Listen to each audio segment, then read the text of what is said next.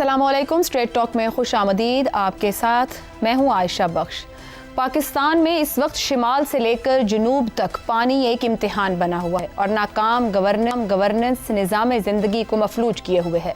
Monsoon के ताकतवर system के ज़ेर असर कराची में मूसलाधार बारिश का सिलसिला फिर जारी है, जिसके सबब मुख्तलिफ इलाकों में अर्बन फ्लडिंग की सूरत हाल पैदा हो गई है। दीवारें गिरने के वाक़यात में अब तक 5 अफराद जाँ बहक हो गए हैं। कई इलाकों में अर्बन फ्लडिंग है, हर तरफ पानी है, नशेबी इलाके ज़ेर आब आ गए हैं, गाड़ियाँ डूब गई हैं। मलीर, गोलीमार, गुलशन हदीद समेत कई इलाकों में घर पानी से भर गए हैं। गुलिस्तान जौहर और गोलीमार के मुख्तलिफ इलाकों में 5 फुट से ज़्यादा पानी है।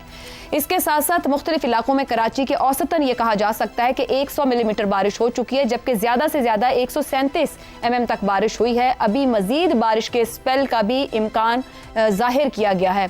आज दोपहर के बाद से जो कराची से खबरें आने लगी और जो सूरत हाल डेवलप हुई, उसने ये जाहिर किया कि कराची की इंतज़ामिया बिल्कुल इस बारिश से निमटने के लिए तैयार नहीं थी। अर्ली वार्निंग्स महकमा मौसमियात की जानिब से मौजूद थी। आज स्कूल्स लगे हुए थे, बच्चे घरों को नहीं पहुँच पाए, ताख़ीर का शिकार हुए। गाड़ियाँ, स्कूल बसेज, वैन्स पानी में फंस गई। शारा फैसल जो सबसे ज़्यादा इस्तेमाल होने वाली सड़क है, कई अहम इलाकों को मिलाती है, वो कराची में मंजर एक तालाब या नदी का पेश कर रही थी। इसके बाद हैदराबाद, ठट्ठा, सजावल में भी बारिश के बारे में खबर आ रही है कि वहाँ भी बारिश का स्पेल जाएगा। अब बात यह है कि गुज़िश्ता रोज़ हम बात कर रहे थे शिमाली इलाकों की, वहाँ जो नुकसान वीकेंड पर हुआ, बात वही रही कि गवर्नेंस क्या थी, तैयारी क्या थी, वक्त से पहले तैयारी क्यों नहीं की गई, अर्ली वार्निंग्स मौजूद थी। उसके बावजूद जो नुकसान हुआ, अभी हम उससे गुजर रहे हैं। मजीद स्पेल आने हैं। मानसून के 2 और स्पेल्स का महकमा मौसमियात की जानिब से बताया गया है। आज हम कराची की बात कर रहे हैं। साहिली शहर है, मेट्रोपॉलिटन शहर है, सबसे बड़ा शहर है पाकिस्तान का, माशी हब कहलाता है। वहाँ से जिस तरह की खबरें आ रही हैं, जो इंतज़ामिया की तैयारी मौजूद थी, आज ऐलान कर दिया गया है अब से कुछ लम्हे पहले सिंध हुकूमत की तरफ से कि कल स्कूल्स बंद रहेंगे कराची में। लेकिन सवाल ये बनता है कि आज के लिए क्या तैयारी थी? दफ्तर लगे थे, स्कूल्स लगे थे, लेकिन लोग अपने घरों को वापस नहीं पहुँच सके हैं। बिजली का निज़ाम बिल्कुल बैठ गया है वहाँ पर। सो अब लोग कब तक घरों को पहुँचेंगे? क्या सूरत हाल रहेगी? क्या वो मदद मिल पाएगी? नहीं, क्यों कि कराची सियासत का शिकार है, आज से नहीं कई दहाइयों से। गुज़िश्ता रोज़ जब मैं शिमाल की बात कर रही थी तो उस सब नुकसान पे हसन साहब कह रहे थे कि ये तो मातम है, आप लोगों को तो बहाना चाहिए बात करने का। तो हसन साहब, सवाल तो आज फिर हमारे पास वही है, क्योंकि शिमाल से जानी इम्तिहान ले रहा है तो हमें भी तो अपने नुमाइंदों को, हुकूमतों को हिलाने, झंझोड़ने और पूछने की ज़रूरत है। कहीं ना कहीं वो भी जिम्मेदार हैं। पैनल में मेरे साथ हैं हसन निसार, जैगम खान, शहजाद चौधरी और इफ्तिखार अहमद साहब। आपके सामने सवाल रखेंगे रोशनियों के शहर कराची से मुतालिक। माजी का शहर यकीनन है, रोशनियों का शहर कराची अर्बन फ्लडिंग का शिकार है। वार्निंग्स के बावजूद, अर्ली वार्निंग्स के बावजूद कराची को क्यों नहीं बचाया जा सका? बड़ा जिम्मेदार कौन? पीपल्स पार्टी, MQM, मकामी हुकूमत, अवाम खुद जिम्मेदार है। जैगम साहब, किस तरीके से कराची शहर को देखते हैं? अब तो कुछ दिनों से और तरह की भी बहस इंतजामी यूनिट्स के ऊपर भी पाकिस्तान में हो रही है, मगर बड़े मुल्कों की आबादी के बराबर आबादी रखता है, कमाता भी है उससे पाकिस्तान। तवज्जो क्यों नहीं है? किसी को हम पकड़ सकते हैं कि इसके बायस ये सब हो रहा है, या कोई भी जिम्मेदार नहीं है? आयशा, जो सियासी यूनिट्स की बात हो रही है, सूबों की बात हो रही है, उसको एक तरफ रख लें, हम उस तरफ जाते ही नहीं है उस झगड़े में। आप ये देखिए कि दुनिया के तमाम मेगा सिटीज अपने आप को खुद चलाते हैं। आप बम्बे को देख लें, किस तरीके से अपने आप को चलाता है। आप न्यूयॉर्क को देख लें कि किस तरीके से वहाँ एयरपोर्ट से लेकर रेलवे तक का सिस्टम शहर खुद चलाता है, पुलिस भी अपनी होती है। तो कराची जैसे शहर, लाहौर जैसे शहर, उन्हें इस तरह चलाना कि जिस तरह आप सखर को चलाते हैं, जिस तरीके से आप भाई फेरों को चलाते हैं, ये बड़े शहरों के साथ भी जुल्म है, मुल्क के साथ भी जुल्म है, मुल्क की मईशत के साथ भी जुल्म है। सिंध को सिंध रहने दें, सही, कोई हमें मसला नहीं है, लेकिन मेगा सिटी को तो मेगा सिटी माने ना। कराची को सिंध का मेगा सिटी मानकर एक मेगा सिटी के तौर पर तो ट्रीट करें ना, कम से कम इतना तो किया जा सकता है। उसकी वजह यह है कि हमारी हुकूमतें लोकल गवर्नमेंट नहीं देना चाहती। जो सूबाई हुकूमतें हैं वो सांप बनकर बैठना चाहती हैं तमाम वसाइल के, तमाम दौलत पर, तमाम पैसा जो उनके पास 18वीं तरमीम के बाद आया है, वो तमाम अख्तियारात और इक़्तिदार जो उनके पास 18वीं तरमीम के नतीजे में आए हैं, उसे नीचे अवाम को नहीं देना चाहती, जिसकी वजह से कहीं लोकल गवर्नमेंट मजबूत नहीं है। इस वक्त जो हम तबाही देख रहे हैं, इसकी बहुत बड़ी वजह लोकल गवर्नमेंट का ना होना है। ये जितनी जोनिंग होती है, ये जितनी प्लानिंग होती है, ये जो दरियाओं से लोगों को दूर रखना होता है, घरों की तामीर के असूल जो हैं उनके मुताबिक घर बनवाने होते हैं, लोगों को तैयार करना होता है, ये सारा लोकल गवर्नमेंट का काम होता है। तो हम गिलगित बल्तिस्तान से कराची तक जो देख रहे हैं, ये गवर्नेंस का नौहा है, और इस नौहे में जो सबसे बड़ा नौहा है वो लोकल गवर्नमेंट का नौहा है। सही। मैं पहले भी अर्ज कर चुका हूं, जो नेचुरल डिजास्टर्स होते हैं ये नेचुरल होते ही नहीं है। वार्थ इंस्टीट्यूट ने तो खूबसूरत एक बुक लिखी थी, पेपर जी, अननेचुरल डिजास्टर्स उसका टाइटल था, कि ये गैर फितरी होते। क्यों गैर फितरी होते हैं? इस वजह से गैर फितरी होते हैं कि ये डिजास्टर्स नहीं मारते। कल चौधरी साहब बता रहे थे कि अमेरिका में कितने कितने बड़े तूफान आते हैं, बाकायदा आते हैं, कुछ नहीं होता। दुरुस्त। साइक्लोन भोला जब आया था 1970 में, तो 5 लाख लोगों को मार गया था, 4 कैटेगरी का सैलाब था। उसके बाद बांग्लादेश में 5 कैटेगरी का सैलाब आया था, 3000 लोग मरे थे। तैयारी इसलिए कि गवर्नेंस उन्होंने बेहतर कर ली। दुरुस्त हो गया जयराम साहब। भाई, लोगों को आप यहां से हटाओगे दरियाओं के अंदर से, तो मरने से बचेंगे ना। कोई जो दरियाओं के पेट में रास्ते में बैठे हैं, कोई इनको सर बैठे नहीं है जयराम साहब, आप दुरुस्त कह रहे हैं, बिठाए जाते हैं दरियाओं के रस्तों में, जमीनें बेची जाती हैं और सारा काम निजाम वहां से शुरू किया जाता है, कॉलोनियां बना दी जाती हैं, तामीरात होती हैं। शहजाद साहब, कराची पानी पानी है इस वक्त, माशी हब है, चीखो पुकार है वहां से, सियासत से बालातर होकर कम से कम इस शहर को माशी हब पर तवज्जो हो सकती है, या गवर्नेंस के साथ ऐसे कराची सर्वाइव कर सकेगा?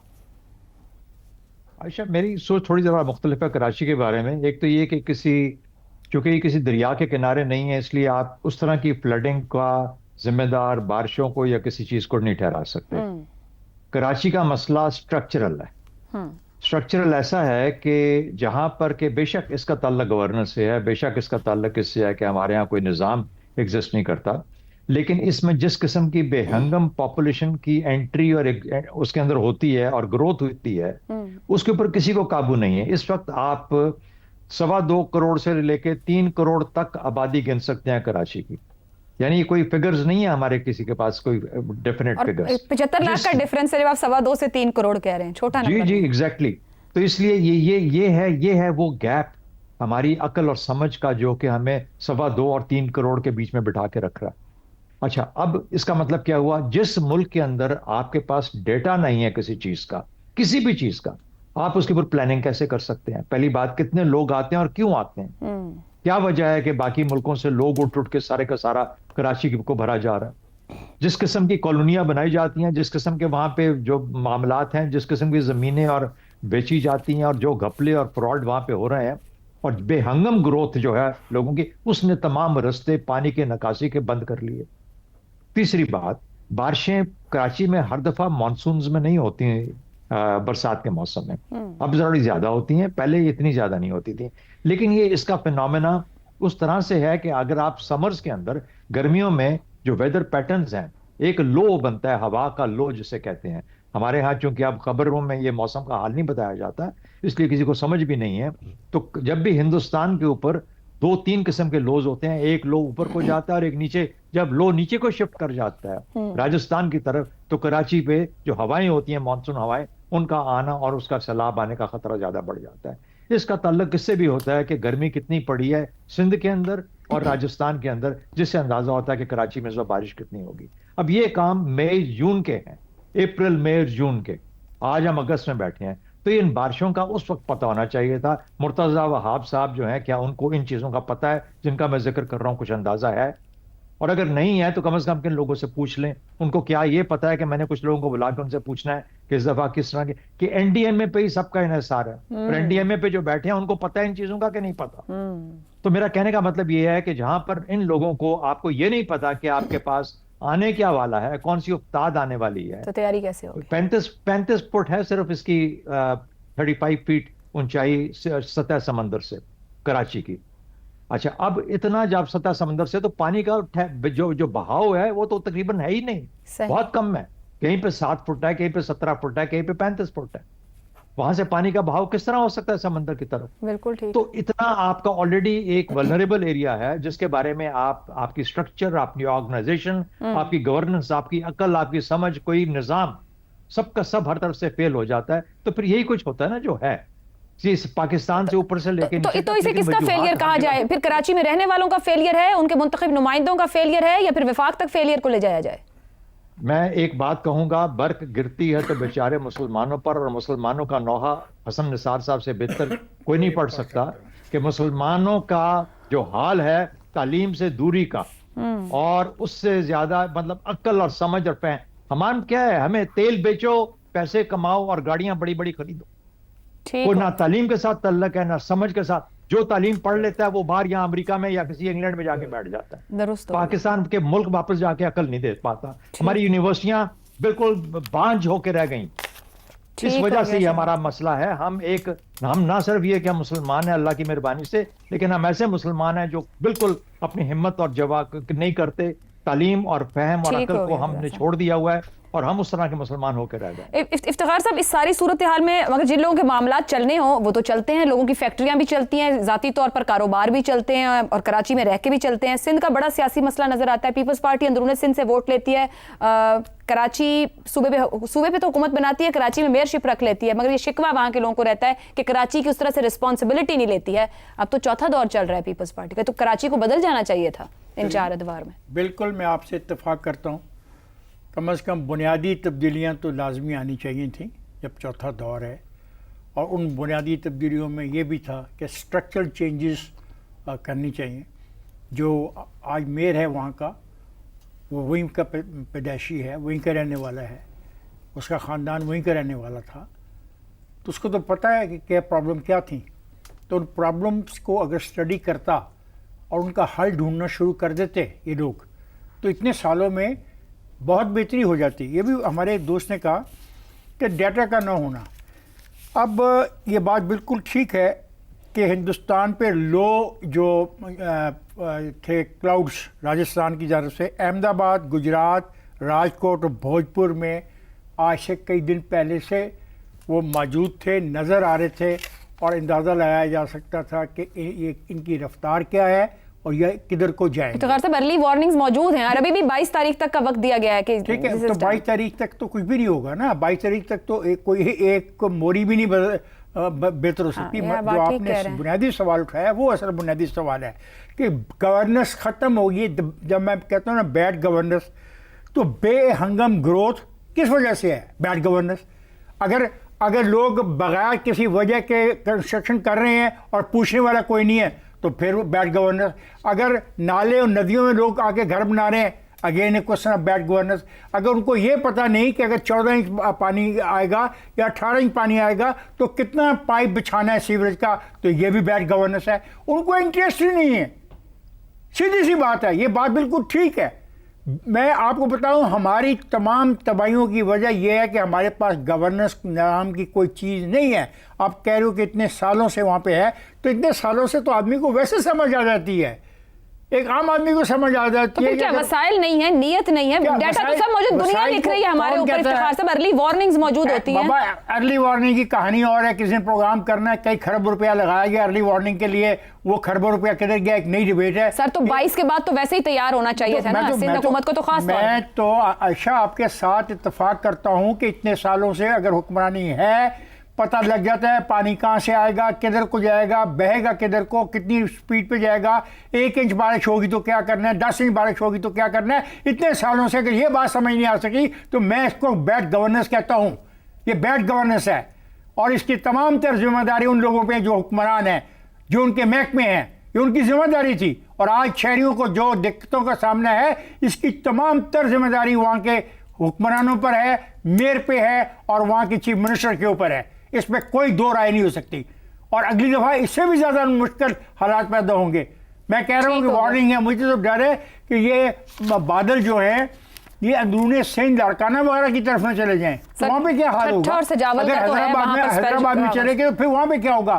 क्या वहाँ पे कोई इंतजाम किया है इन्होंने? ठीक हो गया। सवाल ये है, बैड गवर्नेंस है, और ये उसका मुंह बोलता सबूत है। हम ताना मारते हैं केपीके वालों को कि भाई तुम इतने साल से वहाँ पे हुक्मरानी कर रहे हो, क्या कर रहे हो? ठीक हो गया तो आप तो उससे ज्यादा हुक्मरानी कर चुके हो। हसन निसार साहब, गवर्नेंस पे बात हो रही है कि गवर्नेंस नहीं है जिसके बायस ये सूरत हाल है। क्या वाकई कराची में गवर्नेंस नहीं है? पीपल्स पार्टी का चौथा दौर है, दीगर सियासी जमातों ने भी अपना अपना हिस्सा डाला है, किसे जिम्मेदार कहा जा सकता है?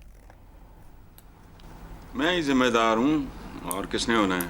पहले मैं कि खुश होता था दरिया की रवानी देखकर, कांप उठा हूँ गली कूचों में पानी देखकर। ये जो आपने इस्तिलाहें इस्तेमाल की हैं, माशी हब, गवर्नेंस, निज़ाम ज़िंदगी, तो आपको मुबारकबाद ही मैं पेश कर सकता हूँ। बिजली का रोना भी आपने रोया है। अभी हैवी ड्यूटी जनरेटर चल रहा है और बिजली आ जा रही है। या तो मरदूदो अपने पास रखो घंटा एक, आ रही है और जा रही है। ये जो अभी जो गैप है, तो बाकी ठीक क्या है मुझे समझ नहीं आती। पता नहीं हमारे को मैं तो प्रोफेशनल आदमी नहीं हूँ, उसी का कोई तकादा होगा, लेके बैठ जाते हैं वही मातम, रोज का मातम है। सर अहम बात है, शहजाद साहब ने ऊपर कहा कि 2.25 से 3 करोड़ कराची की आबादी है। सर हमें नंबर ही पता नहीं है। सुन ले, रोज लाश घर आएगी तो आहिस्ता आहिस्ता अहले खाना के आंसू खत्म हो जाते हैं। आप लोग उस पे रहो, मैं नहीं इस पे कमेंट, मैं ये इस काबिल भी नहीं है सिचुएशन कि इस पे कमेंट किया जाए। इस पे मैं क्या बात करूं? सर अफसोस की तो बात है कि क्या है? चंद घंटों या मिनटों की बारिश ने 5 जानें ले ली कराची में। तो कोई बात नहीं, 5 करोड़ कोई गल नहीं, 5 घट गए बिचों तो केड़ी क़यामत आ गई। तो खुदा का खौफ करें, इसकी दैट इज द वे। चलें एक break. Start looking, start things the way I am looking. Sir इतना हार्टलेस तो नहीं हो सकता। फिलहाल चलें एक ब्रेक लेते हैं, ब्रेक से वापस आते हैं तो बात करेंगे मिस काम की दावत पर। देने वालों के पास कुछ है भी क्या? प्रोग्राम में एक बार फिर खुश आमदीद। वज़ीर आज़म शहबाज शरीफ मुसलसल अपोजिशन को मुज़ाकरात की दावत दे रहे हैं और आज इस मौक़िफ़ को उनके करीबी साथी राना सनाउल्लाह ने एक बार फिर दोहराया है। राना सनाउल्लाह के बकौल जो सियासत 2011 से नफरत और इंतशार के एजेंडे पर चलाई जा रही थी, उसका नतीजा नाकामी की सूरत में सामने आया है। उनके मुताबिक नफरत की सियासत करने वालों को ना माजी में कुछ मिला है और ना आइंदा कुछ हासिल होगा। उन्होंने मजीद कहा कि नून लीग आज भी अपने मुखालिफिन के साथ बैठने के लिए तैयार है। 9 मई के वाक़यात की याद दहानी कराते हुए कहा कि अगर कोई दूसरों के घरों को आग लगाए और उस पर मुआफ़ी तक न मांगे तो उसे नताइज का सामना करना होगा। सियासी मुज़ाकरात पसे पर्दा नहीं बल्कि बराह रास्त जमातों के दरमियान होने चाहिए। राना सनाउल्लाह का कहना था कि अगर कोई अपनी गलतियों पर 2 बरस गुजरने के बावजूद गौर न करे तो उसे अदालती फैसलों के नताइज को मानना पड़ेगा। फरवरी 2024 के इंतखाबात से पहले और बाद में आने वाले अदालती फैसलों ने अपोजिशन खुसूसन PTI में काफ़ी मुश्किलात खड़ी की हैं। PTI के कई पार्लियामेंटेरियंस नाअहल करार दिए गए, खुसूसी नशिस्तें इत्तेहादी जमातों को दे दी गईं और आईन और कानून में तरमीम का सिलसिला भी जारी रहा।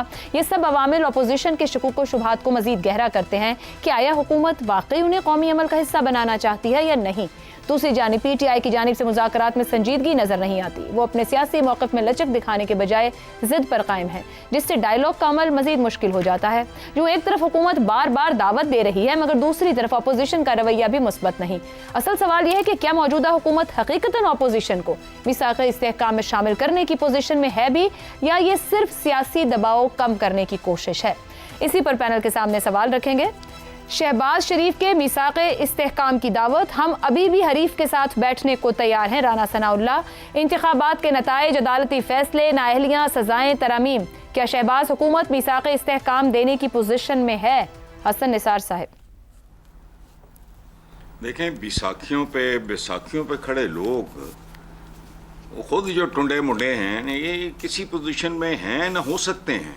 इनकी औकात हैसियत ये भी जानते हैं। अच्छा, और क्या आप उनकी हकीकत, असलियत और तारीख से वाकिफ़ नहीं?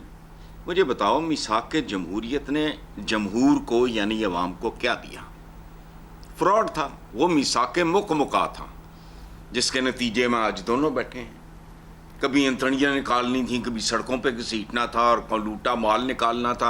अब अच्छा देखो, नाम नेहाद मीसाक़ इस्तेहकाम भी ऐसा ही होगा। और दूसरी बात यह है कि PTI ने अगर PPP की तरह इनके साथ पार्टनरशिप करनी है तो उनकी मर्जी, लेकिन इन लोगों के साथ बैठ के बात सुनो। एक मुहावरा है गोरों का, वो बेहुदा है, गलत है, आउटडेटेड है। A man is known by the company he keeps. ये आउटडेटेड मुहावरा है। उस जमाने में इस तरह 9 to 5 और फिर ओवर टाइम नहीं होता था। अपनी मर्जी की पंचायत, अपनी पसंद के लोग। अब तो 9 घंटे आपको ऑफिस में नापसंदीदा लोगों के साथ। अब मुहावरा मैंने तब्दील किया है, a man is known by the company he avoids. जो किया कराया उसने उसको जहन्नुम रसीद करना है। इन लोगों के साथ बैठ के करना है तो 100 दफा करे। ठीक। ये किसी पोजीशन में नहीं है। चल। अवाम की नजरों से गिरे हुए लोग किस पोजीशन में होते हैं? आप कैसी बात कर रहे हो? चलें। मैं थोड़ी बात कर रही हूँ, राना सनाउल्लाह साहब ने बात की है, हमने सवाल रखा है। ज़ैगम साहब ये फरमाइएगा, राना साहब तो वो भी मतलब पता है उनको भी कि झूठ बोल रहा हूँ, मैं गप छोड़ रहा हूँ। ज़ैगम साहब, राना साहब कहते हैं माफ़ी का मतलब हाथ बांधना नहीं बल्कि गलती का एहसास है। आपके ख्याल में 9 मई के वाक़यात पर गलती का एहसास किया जाएगा? देखिए आयशा, पहले तो वार्निंग ये है कि ये चाचू जितने मासूम लगते हैं इतने मासूम हैं नहीं। तो इनके आप मिसाक इस्तेहकाम को इतना संजीदा ना लें। और जो आपका सवाल है उसका जवाब है नहीं। बस सर, मैं इस्तेहकाम की बात सुन और के देखिए, संजीदगी से ले लेती हूँ, क्योंकि अदम इस्तेहकाम इतना सुनने को मिलता है। जी बिल्कुल। देखिए मिसाक इस्तेहकाम का मतलब क्या है, जरा मतलब देख लेते हैं। इसका पहले बात मतलब ये है कि सियासी धींगा मुश्ती का खात्मा। और वो कैसे होगा? पुरअमन बकाए में बकाए बाहमी के पीसफुल को एग्जिस्टेंस के उसूल बनाने होंगे, जिसका मतलब है मिसाक जमहूरियत नया बनाना होगा। दूसरी बात क्या है? माशी इस्तेहकाम। माशी इस्तेहकाम के लिए रिफॉर्म्स पर इत्तफाक करना होगा। और तीसरी बात क्या होगी कि अदारों में मुदाखलत और अदारों की मुदाखलत, इन दोनों को रोकना होगा। अब पीटीआई का मसला क्या है कि पीटीआई अदम इस्तेहकाम को लीवरेज कर रही है, उसके पास इसके अलावा कोई डंडा ही नहीं है। तो वो सियासी अदम इस्तेहकाम को भी लीवरेज कर रही है और माशी अदम इस्तेहकाम को भी लीवरेज कर रही है। आपने देखा उन्होंने IMF को भी खत लिखा, उन्होंने रेमिटेंसेस भी रोकने की कोशिश की। बिल्कुल। अब पीटीआई क्या मांग रही है और क्या दे सकती है, हुकूमत क्या मांग रही है और क्या दे सकती है, इससे वाजे हो जाएगा कि क्या इधर से बाहर भी निकल सकते हैं या नहीं निकल सकते हैं। अब पीटीआई हुकूमत से उसकी जान मांग रही है। वो कहती है कि इलेक्शन दो, तुम हुकूमत छोड़ो, इलेक्शन हमने जीता है। और पीटीआई इमरान खान की रिहाई मांग रही है, कैदियों की रिहाई मांग रही है। वो भी पहली बात के बराबर है, जान लेने के बराबर ही बात है। अब हुकूमत इन बातों को कैसे माने? और हुकूमत क्या मांग रही है, क्या दे सकती है? हुकूमत वही मांग रही है, वही दे सकती है जो बुजुर्ग मांग रहे हैं, जो बुजुर्ग दे सकते हैं। और बुजुर्ग क्या मांग रहे हैं? बुजुर्ग माफ़ी मांग रहे हैं कि आके माफ़ी दो। और उसके बाद क्या मिलेगा? उसके बाद जाके बैठ जाओ कोने में, अपनी बारी का इंतज़ार करो 4 साल। और बदले में क्या मांग रहे हैं? कि इंसान बन जाओ। और दे क्या रहे हैं? सिर्फ रिहाई दे रहे हैं। अब मुझे बताइए, दो जो एक्सट्रीम पॉइंट्स हैं ये कहां पर जाकर मिल सकते हैं? तो अभी आप अदम मिसाक के अदम इस्तेहकाम पे गुजारा करें, क्योंकि बहुतों का फायदा अदम इस्तेहकाम में ही है। ठीक हो गया ज़ैगम साहब, अदम इस्तेहकाम पे कई सालों से किए जा रहे हैं, इस्तेहकाम ही अवाम चाहते हैं। ब्रेक लेते हैं, ब्रेक के बाद हम गुफ्तगू आगे बढ़ाएंगे। प्रोग्राम के आखिरी हिस्से में एक बार फिर खुशामदीद। इफ्तिखार साहब, मौजूदा हुकूमत बार बार मिसाक इस्तेहकाम की दावत दे रही है, लेकिन क्या वो वाकई अपोजिशन को शामिल करने की पोजीशन में भी है? क्या ऑफर कर सकती है? किस तरह साथ लेकर चल सकती है? पोजीशन में क्यों नहीं है? पार्टियां पार्लियामेंट में मौजूद हैं। जिस पार्टी को ऑफ़र की जा रही है वो पार्लियामेंट में है, सेनेट में है, सूबाई असम्बली में है। बैठ के उनके साथ शामिल हों और जिन चीज़ों पर इख्तिलाफ राय है उसका इजहार करें, और जहाँ पे कंसेंसस हो सकता है पाकिस्तान के अवाम की बेहतरी के लिए, वहाँ पे कंसेंसस की बात करें। मसलन 3-4 चीज़ें बड़ी अहम हैं जो ज़ेर बहस आ रही हैं। वो है धातों के बारे में कि ज़मीन के अंदर जो दफीने हैं उनका क्या करना है। दूसरी बात है NFC अवार्ड के बारे में। तीसरी बात है जो NIFC बनाई है, ये बात है। ये 3 चीज़ें हैं जिसके ऊपर खुल के डिबेट हो सकती है। इसमें बेहतरी के इक़दाम हो सकते हैं। और अगर मुआशी मसाइल इतने उलझ गए हैं तो उसका हल पेश करें। इसमें बुरी बात क्या है? हल तो पेश होगा on the floor of the house. तो ये दावत तो जो दी जा रही है इसको कबूल करें। मगर और- अपोजिशन लीडर और वो जमात तो मुस्तकिल तनकीद कर रही है शहबाज गवर्नमेंट पे कि वो तो चलती रहेगी। देखें, ये पार्लियामानी जमहूरियत में कभी भी ये नहीं हो सकता कि दोनों फ़रीक़ैन अपने पॉलिटिकल हथियार फेंक दें, ऐसा नहीं हो सकता। बात आपने सवाल जो है क्या शहबाज हुकूमत मिसाक इस्तेकाम देने की पोजीशन में है, मेरा जवाब है बिल्कुल है, लेकिन शर्त वही है कि वो अकेला कुछ भी नहीं कर सकता, रूलिंग पार्टी कुछ भी नहीं कर सकती तावक्ते के तमाम लोग पाकिस्तान के लिए बेहतरी के लिए ना सोचें, और जहां उनको इख्तलाफ राय है उस इख्तलाफ राय की निशानदेही करें। सिंपल सी बात है। मैं कहता हूं कि आप मेरे साथ चल के गिलास सर खरीदें। अपोजिशन तो उनके इख्तियार को चैलेंज करती है, उनकी लेजिटिमेसी को चैलेंज कर रही है असेंबली मुस्तकिल। है। मैंने आप ही के प्रोग्राम में कहा कि मुझे तो इससे डायकॉटमी की समझ नहीं आती। एक तरफ तो हलफ लेते हैं आईने पाकिस्तान के तहत और एक तरफ गालियां देते रहते हैं सारा दिन आईने पाकिस्तान के तहत बनने वाली पार्लियामेंट को, और कहते हैं कि जनाब ये गलत पार्लियामेंट है, 45, 47, 46। अगर 45, 47, 46 में यकीन करते हो छोड़ के बाहर आ जाओ। इससे पहले भी आए हो ना, इससे पहले भी आए हो बगैर किसी असूल के, 2 असेंबलियां तोड़वाई है ना, तो ये असेंबलियां भी छोड़ दो, क्यों बैठो असेंबली के अंदर। ये जो कहानी है इसको बस कर दो, पाकिस्तान के अवाम के साथ ज्यादती मत करो। अगर हुकूमत मौका दे रही है उसको मौके का फायदा उठाओ, और अगर हुकूमत झूठ बोल रही है और उसकी प्लानिंग गलत है तो उनको तो expose करें। एक्सपोज कर दो उनको, ठीक हो गया। उनको उनसे उनका हथियार छीन लो। दुरुस्त हो गया। शहजाद साहब, क्या अपोजिशन को शहबाज हुकूमत की जानिब से मीसाक इस्तेहकाम की दावत को कबूल करके साथ बैठना चाहिए, जो इफ्तिखार साहब बात कर रहे हैं, ऊपर एक जैगम साहब ने भी राय रखी, या फिर इंतखाबात, अदालती फैसले और कुछ कानून साजियों ने अपोजिशन के एतमाद को इतना मजरूह कर दिया कि वो किसी भी डायलॉग को तस्लीम करने को तैयार नहीं है? आयशा, इससे फर्क नहीं पड़ेगा मेरे ख्याल में तो बिल्कुल से। वजह यह है कि जिस तरीके से हम मसले को फ्रेम कर रहे हैं ना सियासी सतह के ऊपर, वो मसला फ्रेम ही गलत हो रहा है। मिसाल के तौर पे राना सना साहब के 2-3 में आपको आपने जो आपने बोला, जी जी, जो आपने बताया हमें, उसके उसमें वो कहते हैं सियासी हरीफ। अच्छा, अब सियासी हरीफ तो उनका पाकिस्तान पीपल्स पार्टी है। इलेक्शन जब होंगे तो पाकिस्तान पीपल्स पार्टी उनके मुखालिफ इलेक्शन लड़ेगी, वो सियासी हरीफ होता है। लेकिन आज उनके साथ हुकूमत में बैठे हुए हैं, वो एक कन्वीनियंस है, वो एक तरीकाकार है, वो एक निज़ाम है, उसके तहत वो बैठे हुए हैं। तो सियासी हरीफ होता है सियासत में, सियासी दुश्मन नहीं होता। वो जो जुबान इस्तेमाल कर रहे हैं वो सियासी दुश्मन के लिए इस्तेमाल कर रहे हैं। जब आप दुश्मन आप कोई होता है तो उसको तहस नहस करना होता है, या वो रहेगा या मैं रहूं। इसको आप पीटीआई के ऊपर भी लगा सकते हैं। पीटीआई जब ये जुबान इस्तेमाल करती है तो मेरा नहीं ख्याल कि वो पीटीआई ये सियासत की जुबान समझी है या सियासत का मकसद समझी है। दूसरी पार्टी ऑपोजिशन जो होती है वो दुश्मन नहीं होती, वो आपकी हरीफ होती है। और हरीफ का मतलब ये होता है कि आपने किसी अच्छे मकसद के लिए आपस में मुकाबला करना है। अच्छा मकसद क्या है कि अवाम की फलाह बहबूद, रियासत का इस्तेहकाम, ये वो चीजें लेके आगे चलनी है। ये मकासद हैं सियासत के। अब अगर एक इमारत की बुनियाद ही गलत सोच के ऊपर है कि वो मेरा दुश्मन है, तो दुश्मन को तो खत्म करना होता है फिर। तो ये जुबान, जब तक ये जुबान नहीं बदलेगी, ये मुहावरा नहीं बदलेगा, जब तो उस वक्त तक उसमें असर नहीं आएगा, जब तक वो असर नहीं आएगा या गलत असर आएगा, और जब तक असर सही वाला नहीं आएगा, उस वक्त तक इनके बैठ के बात करने का फायदा ही कोई नहीं है। गो के जो इफ्तिखार साहब ने 3-4 चीजें बताई, वो बिल्कुल मैं एग्री करता हूं कि अगर और कुछ नहीं तो इन 3-4 चीजों के ऊपर एग्री कर जाओ, मान जाओ कि यार ठीक है ये रास्ता है। लेकिन उससे बड़ी बात क्या आपके अपनी सोच और दिमाग के अंदर सियासी दुश्मन है या सियासी हरीफ है? मैं तो सियासी हरीफ कहूंगा। वो भी हरीफ है, और एक हरीफ आपके साथ हुकूमत में बैठा है क्योंकि वो एक जमहूरियत के निजाम की रिक्वायरमेंट थी, वो साथ बैठ गया आपके, या किसी ने बिठा दिया, या उसको खुद अपना फायदा था। इसी तरीके से पीटीआई भी कभी आपके साथ बैठ के हुकूमत में बैठ जाएगी अगर उसको कोई फायदा चाहिए होगा, या उसके साथ कोई बैठ जाएगा। तो कहने का मतलब है कि सियासत के मैदान को पेशे के तौर पे जब अपनाया जाता है तो उसके मुहावरे को, उसके मकसद को, उसके अहदाफ को खास तौर पे समझ लेना चाहिए।